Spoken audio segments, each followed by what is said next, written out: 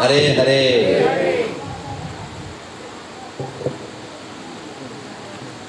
ఓం నమో భగవతే వాసుదేవాయ. అందరూ చెప్పండి. ఓం నమో భగవతే వాసుదేవాయ.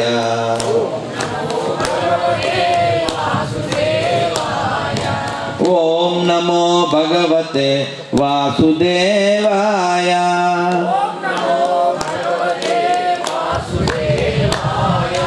ఓం నమో భగవతే వాసుదేవాయ.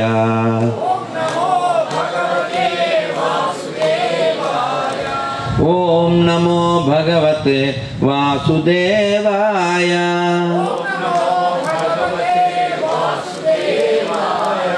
ఓం నమో భగవతే వాసుదేవాయ.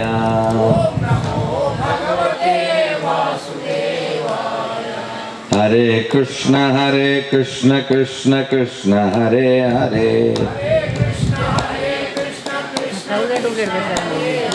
హరే రామ రామ రామ హరే హరే.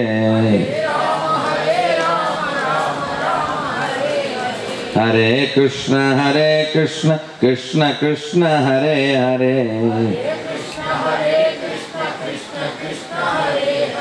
హరే రామ రామ రామ హరే హరే. ఓం నమో భగవతే వాసుదేవాయ.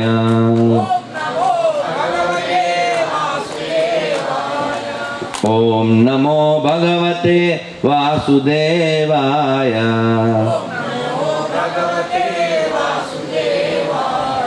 ఓం నమో భగవతే వాసుదేవాయ.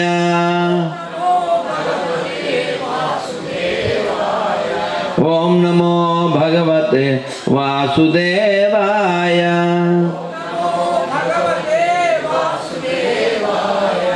ఓం నమో భగవతే వాసుదేవాయ.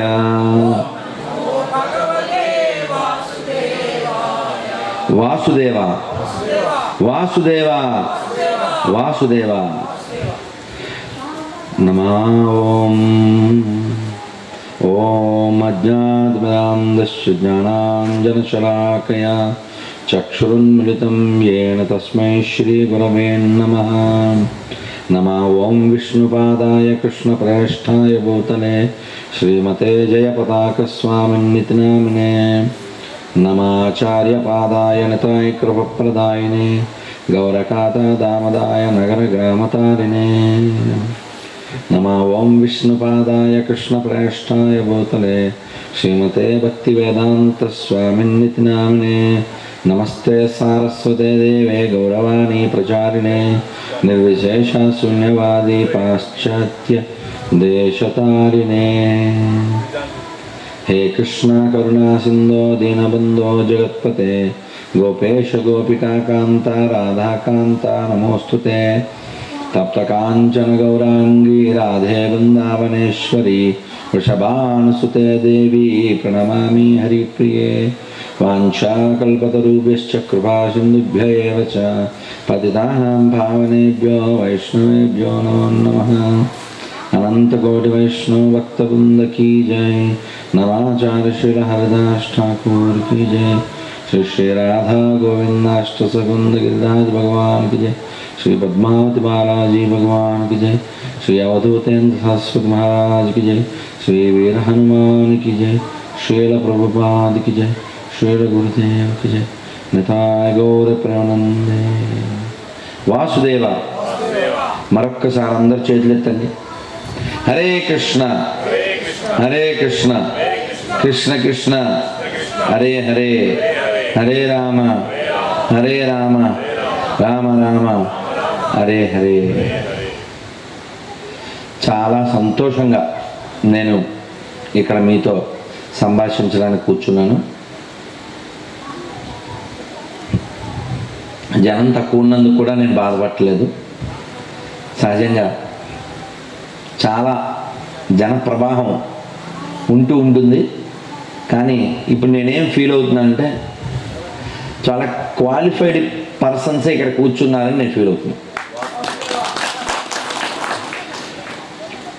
ఎందుకంటే ఒక సందర్భంలో 30,000 మంది, ఒక సందర్భంలో 3,000 మంది, ఓ సందర్భంలో మీరు 2 సున్నాలు కొట్టేయాల్సి వచ్చింది. ఇప్పుడు ఏమైంది? అయినా పర్వాలే. నేను దేనికి సంతోషపడుతున్నా అంటే ధర్మం ఎలా రక్షించబడుతుంది? ధర్మం ఆచరిస్తే రక్షించబడుతుంది, అంతే. లడ్డు బొమ్మ వేసి దాన్ని నాకితే నోరు తీగ అవుతుందా? దాంట్లో జీడిపప్పు కనపడుతుంది, కిస్మిస్ కనపడుతుంది, నాకితే నోరు తీగ అవ్వదుగా. అలా ధర్మం గురించి ఎంత విన్నా ఆచరించకపోతే అది నువ్వు బొమ్మ లడ్డుని నాకినట్టే. ఏమంటే కటువైనా నిజమే చెప్పాను కదా. సత్యం భూయాత్ ప్రియం భూయాత్ సత్యమ ప్రియం న భూయాత్ అని ఒక మాట ఉంది. కానీ శాస్త్రము అంటేనే తీక్షణంగా చెప్పున్నది అని ఒక అర్థం. అంటే శస్త్రం వలె ఖండించింది.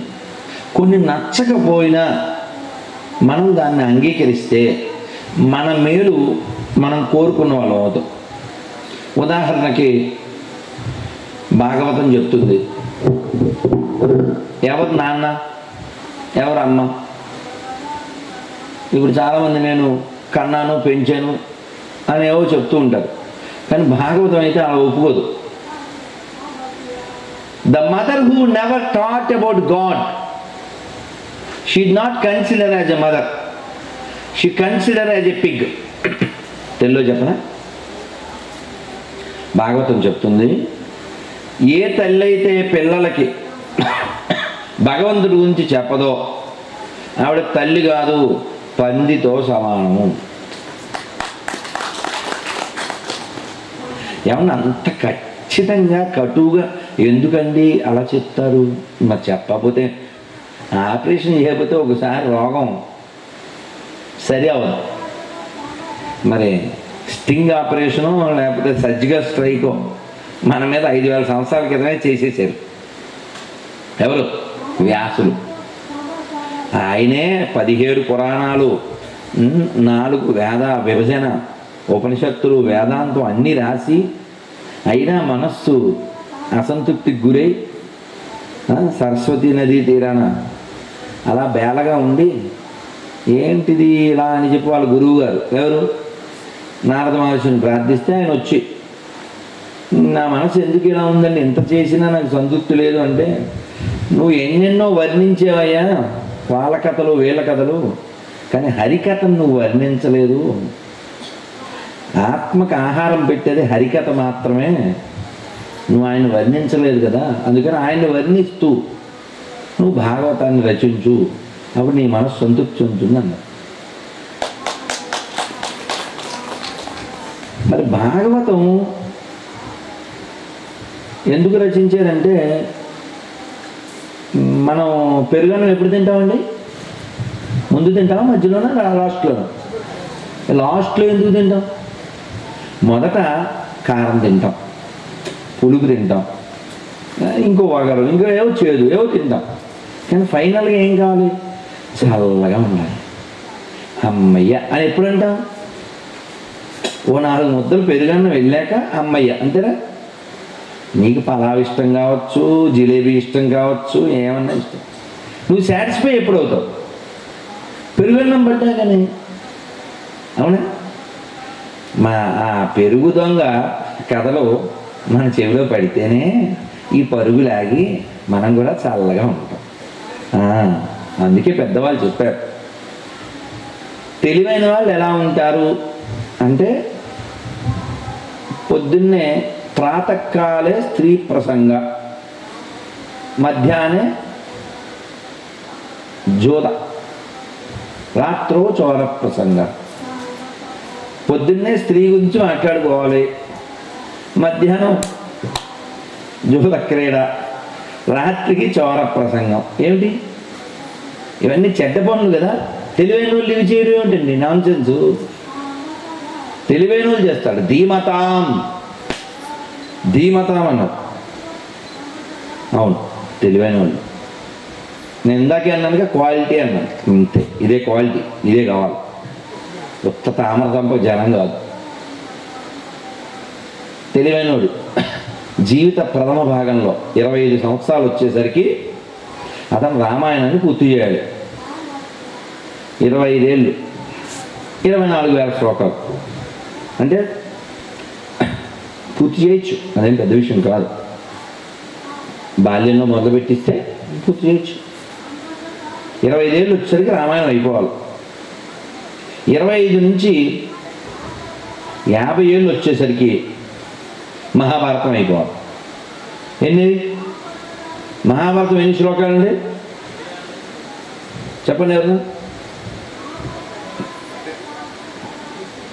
ఎవరు చెప్పరా? మహాభారత శ్లోకాలు ఎన్ని? 1,10,000.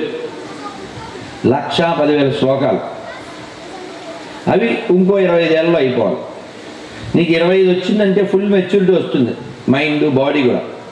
కాబట్టి నువ్వు ఇంకా వేగం పెంచి చక్కగా అర్థం చేసుకుంటూ జీవితంలో ఎలా ఉండాలో, ఎవరితో ఎలా ఉండాలో, ఎక్కడ మడత పెట్టాలో ఇవన్నీ తెలుసుకుంటాయి మహాభారతం చదువుతాయి. ఇంక ఈ ఫైటింగ్లు, గొడవలు, రజోగుణము, తమోగుణం నుంచి 50 దాటేసరికి మనకి ఏ గుణంలో ఉండాలి? మనం సత్వగుణంలో ఉండాలి. నీకు 60 వచ్చినా నువ్వు ఇంకా గుర్రం మీద ఉంటే ఎలాగండి? ఇక్కడ గుర్రం అంటే రెండు అర్థాలు ఉన్నాయండి. గుర్రం అంటే లౌకికంగా మామూలు గుర్రం ఉంది.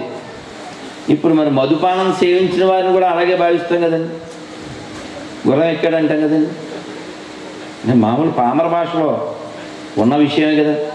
ఇప్పుడు మేము బస్సులో వచ్చాం, మరి పల్లె వెలుగు అక్కడ వాడు ఎవరికో వెలిగేసింది, వాడు గుర్రం మీద వచ్చాడు బస్సులో. ఏం చేద్దాం? ఏం చేయలేం కదా. సో అందువల్ల 50 దాటిన తర్వాత, అంటే శాస్త్రం అయితే 50 వరకు నీ ఇష్టం వచ్చినట్టు ఉండు అని చెప్పడం లేదు. ఎప్పుడూ సత్వగుణంలో ఉండమనే చెప్తుంది. సత్వగుణంలో ఉంటే ఏమవుతుంది? విషయాన్ని గ్రహించగలుగుతావు, కష్టం వస్తే తట్టుకోగలుగుతావు. ఒకవేళ కోపం వచ్చినా చప్పున చల్లారిపోతుంది, నిలబడదు. సత్వగుణం యొక్క ప్రభావం ఉంటే మన దగ్గర అది ఎక్కువ స్టాక్ ఉండాలి. అది ఎక్కడో ఆవాల గింజల్లో మూల ఉంటే ఏ మూలకి మనం నిలబడలేం ఆధ్యాత్మికంగా. అందువలన జీవితంలో ప్రథమ ద్వితీయ భాగాలు తమో రజోగుణాల్లో గడిచిన చివరి భాగం సంపూర్ణమైన సత్వంతో కూల్గా, తీయగా, చల్లగా వెళ్ళిపోవాలి. అలా వెళ్ళిపోవాలంటే ఏం చేయాలి? 50 నుంచి 60 లోపల పిబత భాగవతం రసమాలయం ముహురహో భువి బావుక.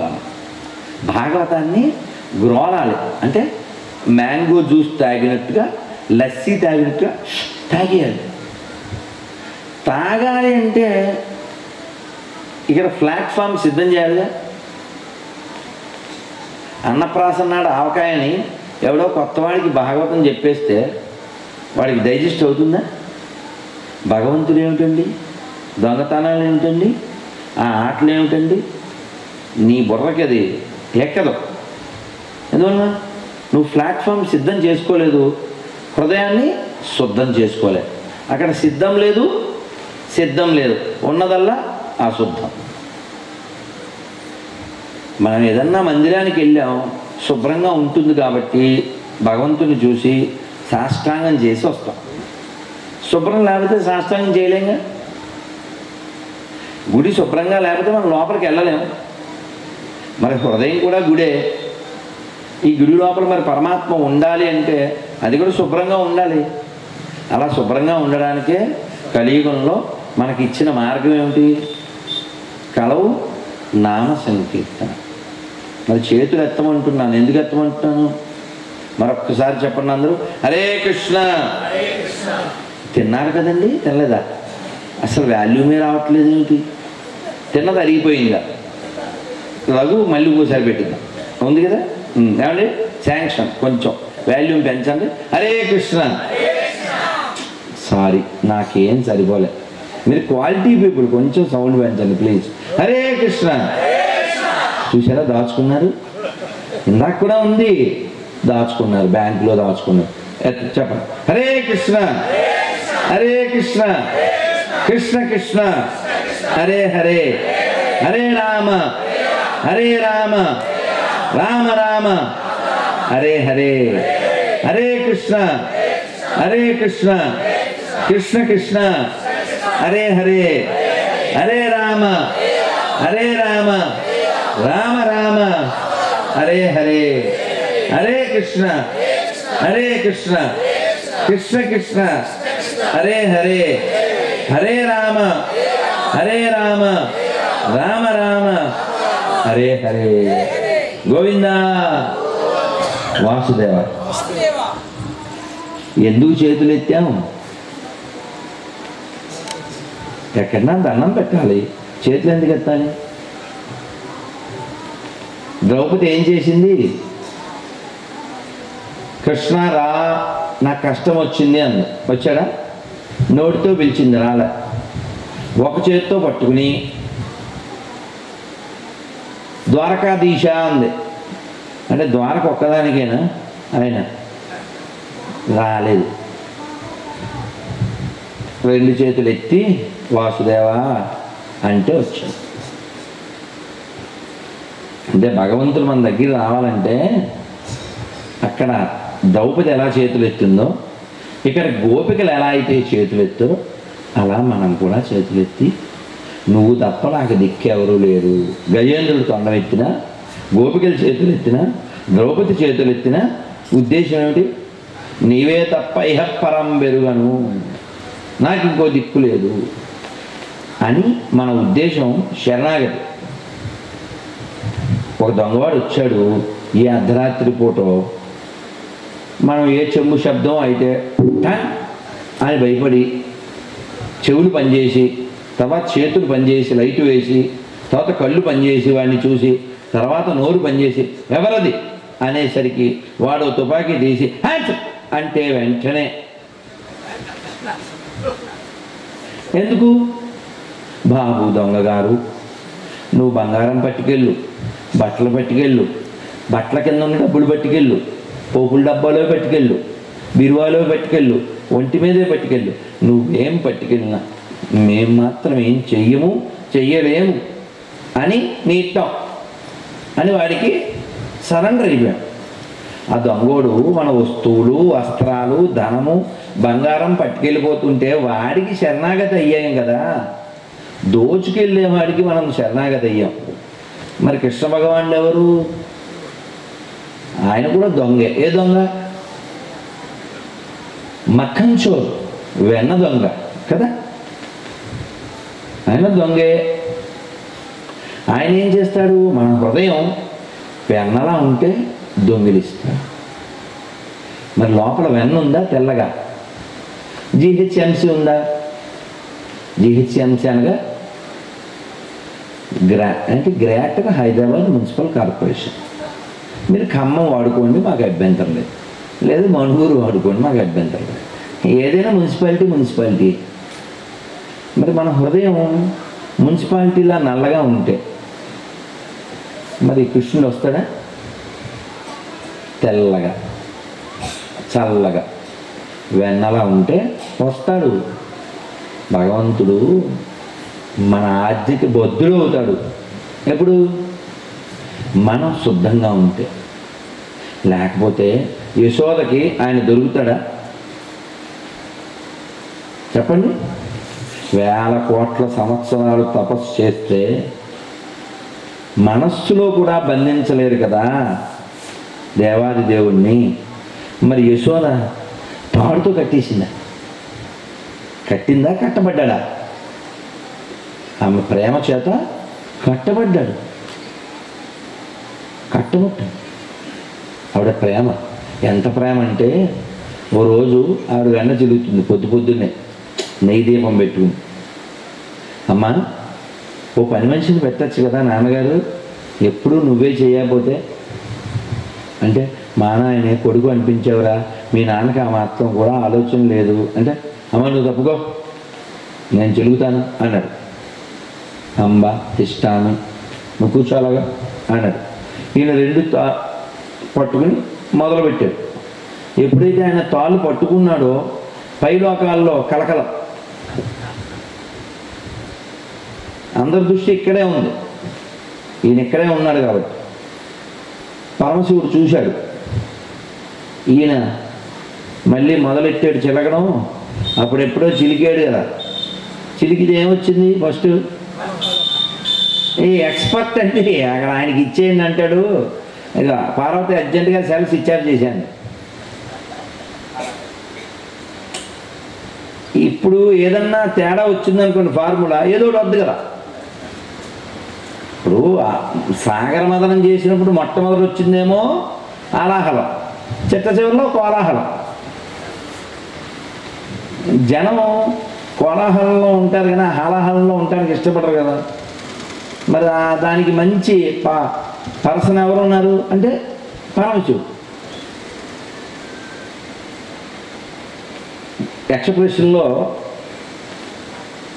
ధర్మరాజుని ఆయన అడుగుతారు, ప్రపంచంలో అతి సులభమైనది ఏమిటి తెలుసా?